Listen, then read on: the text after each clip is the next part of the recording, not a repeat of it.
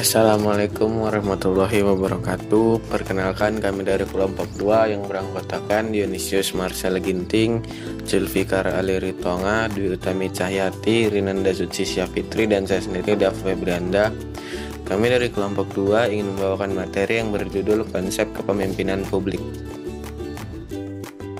Kita lanjutkan dengan pembahasan yang pertama mengenai pengertian pemimpin publik. Dalam bahasa Indonesia, pemimpin sering disebut penghulu, pramuka, pelopor, pembina, panutan, pembimbing, pengurus, penggerak, ketua, kepala, penuntun, raja, tua-tua, dan lain sebagainya. Sedangkan istilah memimpin, kepemimpinan, dan memimpin pada mulanya berasal dari kata dasar yang sama, yaitu pimpin. Namun demikian, ketiganya digunakan dalam konteks yang berbeda. Pemimpin adalah suatu lakon atau peran yang dalam sistem tertentu, karenanya seorang dalam peran formal belum tentu mampu memimpin. Istilah kepemimpinan pada dasarnya berhubungan dengan keterampilan, kecakapan, dan tingkat pengaruh yang dimiliki seseorang. Oleh sebab itu, kepemimpinan biasa dimiliki oleh orang yang bukan pemimpin. Arti pemimpin adalah seorang pribadi yang memiliki kecakapan dan kelebihan, khususnya kecakapan atau kelebihan di satu bidang sehingga dia mampu mempengaruhi orang-orang lain untuk bersama-sama melakukan aktivitas-aktivitas tertentu demi pencapaian satu atau beberapa tujuan. Pemimpin adalah seorang pribadi yang memiliki kecakapan dan kelebihan, khususnya kecakapan kelebihan di satu bidang, sehingga dia mampu mempengaruhi orang lain untuk bersama-sama melakukan aktivitas-aktivitas tertentu untuk pencapaian satu beberapa tujuan. Oke, yang selanjutnya pengertian organisasi publik. Dalam memahami apa itu konsep organisasi publik, maka harus dimulai dengan memaknai secara utuh kata publik itu sendiri. Banyak makna yang melekat dari kata publik. Jika mengikuti pendapat Frederickson, terdapat 5 sudut pandang makna mengenai publik, yaitu sudut pandang pluralis, pilihan publik, keterwakilan legislatif, penyelenggara pelayanan, dan kewarganegaraan. Bisa ditarik pemahaman bahwa pengertian organisasi publik sendiri adalah yang pertama, organisasi yang terbesar, yang kedua, yang mewadahi seluruh lapisan masyarakat dengan ruang lingkup negara, yang ketiga, mempunyai kewenangan yang absah atau terlegitimasi di bidang politik, administrasi pemerintahan, dan hukum secara terlembaga, yang keempat, sehingga mempunyai kewajiban melindungi warga negaranya, yang kelima, melayani keperluannya, yang keenam, sebaliknya berhak pula memungut pajak untuk pendanaan, dan yang terakhir, serta menjatuhkan hukuman sebagai sanksi penegak peraturan. Organisasi publik dapat dirumuskan juga sebagai draw the resources or taxes and legitimacy from the polity and are mediated by the situations of the state. Organisasi publik sering dilihat pada bentuk organisasi pemerintah yang dikenal sebagai birokrasi pemerintah atau organisasi pemerintahan. Adapun tujuan dan misi yang ingin dicapai organisasi publik adalah memberikan pelayanan pada warga negara, memberikan perlindungan rasa aman, mewujudkan kesejahteraan sosial dan keadilan. Oleh karena itu, besar harapan rakyat terhadap apa yang akan diberikan oleh organisasi publik. Peran pemimpin publik pada organisasi publik. Peranan seorang pemimpin organisasi publik adalah mampu mengintegrasikan variabel-variabel organisasi dengan manajemen sumber daya manusia atau SDM ke dalam ranah manajemen seorang pemimpin organisasi. Integrasi organisasi publik perlu dituangkan dalam beberapa aksi strategi seorang pemimpin, yaitu yang pertama, penetapan tujuan. Para pemimpin harus menyusun dan menafsirkan tujuan-tujuan bagi individu dan unit-unit kerja. Hal ini dapat menjadi sama luasnya dengan hasil target secara keseluruhan atau sama istimewanya dengan MBO atau tujuan kinerja yang disetujui oleh yang berada di atasnya dan di bawahnya. Yang kedua, motivasi. Merupakan dorongan seorang pemimpin organisasi publik kepada koleganya untuk bekerja sesuai kapasitas dan parameter tujuan organisasi. Yang ketiga, komunikasi. merupakan hal yang sangat penting bagi seorang pemimpin organisasi publik untuk mampu menguasai sikap dan pola komunikasi yang bijak, sehingga mudah dipahami oleh kolega. Diperlukan adanya warna-warni pilihan kata, gerak, dan mimik, serta berbicara yang tidak membosankan. Yang keempat, pengambilan keputusan merupakan hal yang cukup menantang bagi seorang pemimpin, karena dalam pengambilan keputusan organisasi publik harus memiliki kemampuan konseptual. Seorang pemimpin tanpa memahami dan memiliki kemampuan konseptual terkadang mengalami kesulitan dalam pengambilan keputusan publik.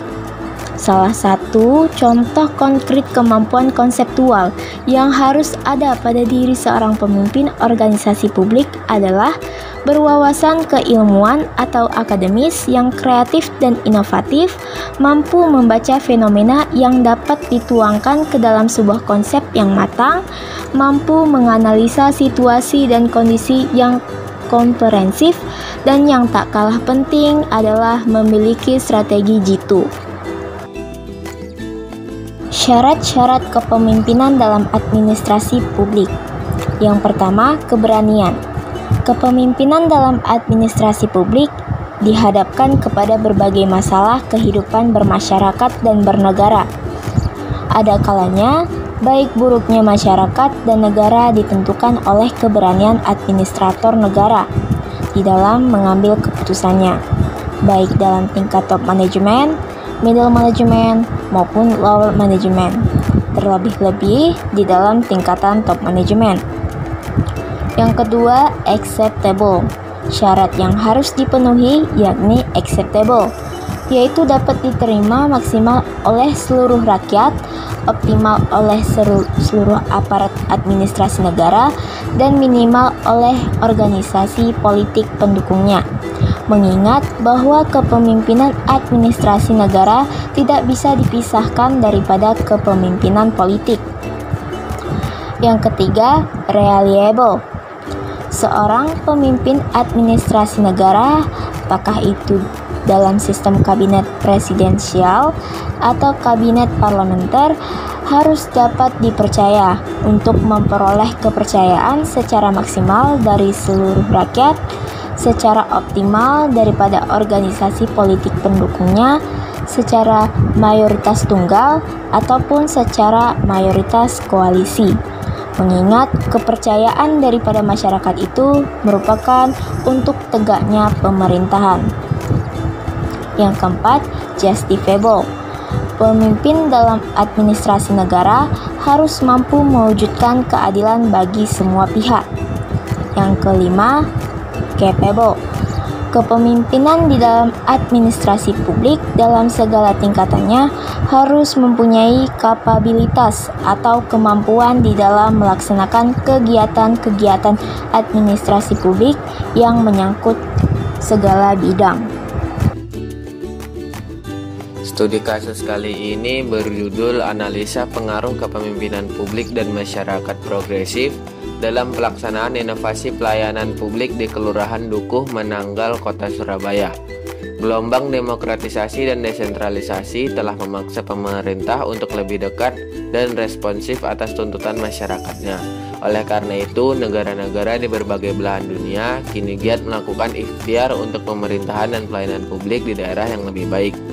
Menurut laporan United Nations Department of Economic and Social Affairs, keharusan suatu pemerintahan itu berinovasi di sektor publik dikarenakan yang pertama, demokratisasi.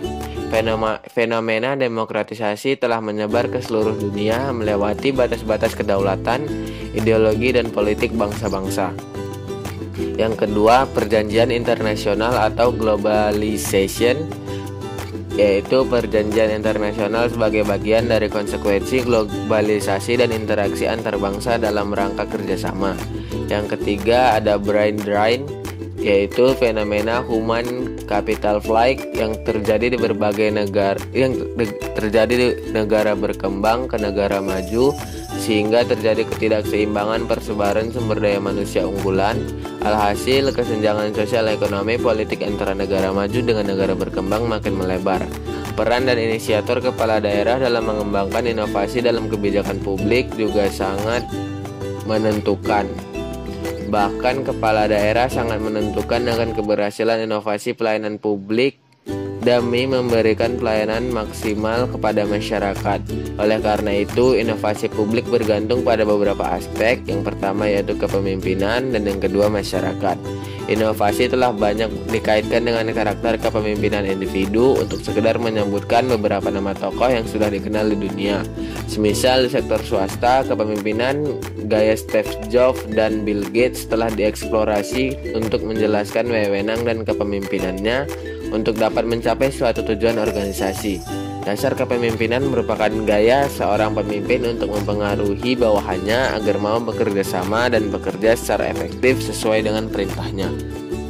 Masyarakat, institusi, dan struktur. Penelusuran literatur tentang masyarakat yang adaptif terhadap program inovatif menyediakan 3 kerangka umum yang membuat masyarakat lebih cenderung untuk berubah dan beradaptasi dengan kondisi yang baru atau bisa disebut dengan masyarakat progresif.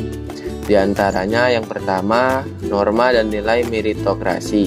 Di sini mengandung arti bahwa masyarakat mendukung terhadap hal-hal yang bersifat jujur dan prestatif. Yang kedua, kelompok masyarakat sipil, dan yang ketiga, faktor atau kondisi sejarah yang menguntungkan. Selanjutnya ada indikator masyarakat progresif. Masyarakat merupakan suatu bentuk kehidupan bersama untuk jangka waktu yang cukup lama sehingga menghasilkan suatu adat istiadat. Menurut Ralph Linton, masyarakat merupakan setiap kelompok manusia yang telah hidup dan bekerja sama cukup lama, sehingga mereka dapat mengatur diri mereka dan menganggap diri mereka sebagai suatu kesatuan sosial dengan batas-batas yang dirumuskan dengan jelas. Sedangkan masyarakat menurut Selo Sumarjan adalah orang-orang yang hidup bersama, yang menghasilkan kebudayaan dan mereka mempunyai kesamaan wilayah, identitas, mempunyai kebiasaan, tradisi, sikap, dan perasaan persatuan yang diikat oleh kesamaan. Selanjutnya, hipotesis penelitian.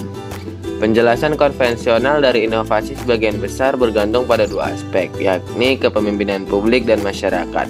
Kepemimpinan publik menyoroti pentingnya karakteristik individu dari pemimpin yang mendukung pengembangan organisasi, seperti karisma, komitmen, dan keragaman pengalaman. Sedangkan masyarakat progresif menyoroti pentingnya lembaga yang mengakar dan hadir di masyarakat kota, seperti norma dan nilai-nilai sosial yang hidup dan berkembang dalam masyarakat. Penelitian ini menawarkan sudut pandang untuk menjelaskan inovasi masyarakat berdasarkan kepemimpinan publik dan masyarakat progresif. Berdasarkan latar belakang masalah, rumusan masalah, tinjauan pustaka, dan kerangka konseptual, maka hipotesis penelitian disusun sebagai berikut, yaitu yang pertama, terdapat pengaruh signifikan antara kepemimpinan publik dan masyarakat progresif terhadap inovasi dan pelayanan publik. Yang kedua, tidak terdapat pengaruh antara kepemimpinan publik dan masyarakat progresif terhadap inovasi dan pelayanan publik. Metode penelitian, pendekatan dan jenis penelitian. Penelitian ini adalah penelitian deskriptif kuantitatif dengan mencari pengaruh antara variabel bebas yaitu kepemimpinan publik dan masyarakat progresif dan variabel terikat yaitu inovasi dan pelayanan publik. Penelitian ini dimulai dengan adanya masalah. Masalah tersebut ingin diselesaikan oleh peneliti melalui penelitian. Penelitian ini perlu berteori agar sesuai dengan lingkup permasalahan.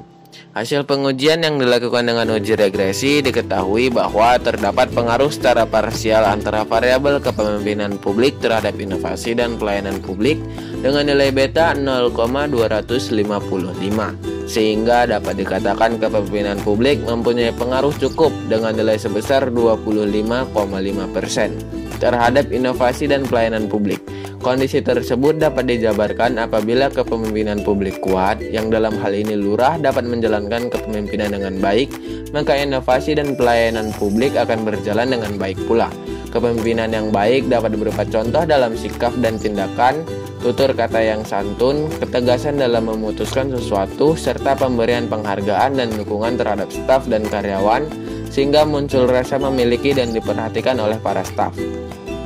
Di lain pihak, kepemimpinan seorang lurah juga dapat dilihat pada kepatuhan terhadap aturan yang berlaku dalam pemerintahan.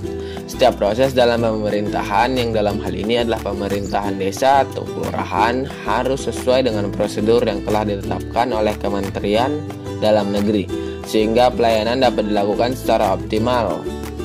Setelah pengujian dilakukan, dapat disimpulkan bahwa semua variabel bebas, yaitu kepemimpinan publik dan masyarakat progresif, berpengaruh secara parsial maupun simultan.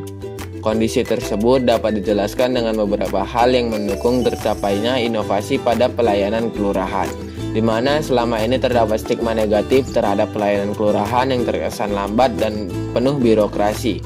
Dengan inovasi tersebut diharapkan masyarakat dapat lebih terlayani dengan baik. Beberapa bentuk inovasi tersebut adalah antrian yang lebih manusiawi dengan menempatkan kursi dan pemanggilan yang sesuai dengan urutan, sehingga masyarakat merasa dihargai. Dari sisi pelayanan lain, staf kelurahan mampu menjelaskan dengan baik terkait prosedur dan alur layanan kependudukan, sehingga masyarakat yang membutuhkan layanan kependudukan merasa terbantu dengan penjelasan tersebut. Dari sudut pandang staf kelurahan, kepemimpinan yang baik dari lurah telah memberikan inspirasi kepada semua staf agar mereka lebih bersemangat dalam pelayanan kepada masyarakat. Menjadi pejabat publik adalah amanah yang harus dilaksanakan sebaik-baiknya. Mereka adalah pelayan masyarakat yang harus mempunyai sikap membantu dan mengarahkan agar masyarakat yang berurusan dengan kelurahan merasa terbantu. Di sisi lain, keberhasilan kelurahan dalam melayani masyarakat adalah keberhasilan sebuah pemerintah secara umum dalam menjalankan fungsinya pada kegiatan pemerintahan dengan dukungan seluruh masyarakat luas. Kesimpulan, kepemimpinan merupakan salah satu isu dalam manajemen yang masih cukup menarik untuk diperbincangkan hingga dewasa ini. Media massa, baik elektronik maupun cetak, seringkali menampilkan opini dan pembicaraan yang membahas seputar kepemimpinan. Peran kepemimpinan yang sangat strategis dan penting bagi pencapaian misi, visi, dan tujuan suatu organisasi merupakan salah satu motif yang mendorong manusia untuk selalu menyelidiki seluk-beluk yang terkait dengan kepemimpinan. Kualitas dari pemimpin seringkali dianggap sebagai faktor yang terpenting dalam keberhasilan atau kegagalan organisasi. Demikian juga keberhasilan atau kegagalan suatu organisasi termasuk yang berorientasi publik. Biasanya dipersepsikan sebagai keberhasilan atau kegagalan pemimpin. Begitu pentingnya para pemimpin sehingga isu mengenai pemimpin menjadi fokus yang menarik perhatian para peneliti bidang perilaku keorganisasian. Pemimpin memegang peran kunci dalam memformulasikan dan mengimplementasikan strategi organisasi. Saran, organisasi publik adalah organisasi yang tujuan utamanya untuk melayani kepentingan umum tanpa memperhitungkan rugi laba. Pemimpin memiliki peran yang sangat penting dalam membawa organisasi publik yang dipimpinnya dalam mencapai tujuan, dan para pemimpin haruslah bertindak sesuai visi-visi yang ditujukan bagi organisasinya. Baik, sekian hasil dari kami kelompok 2. Lebih dan kurang kami mohon maaf. Wabillahi taufiq wal hidayah. Wassalamualaikum warahmatullahi wabarakatuh. Terima kasih.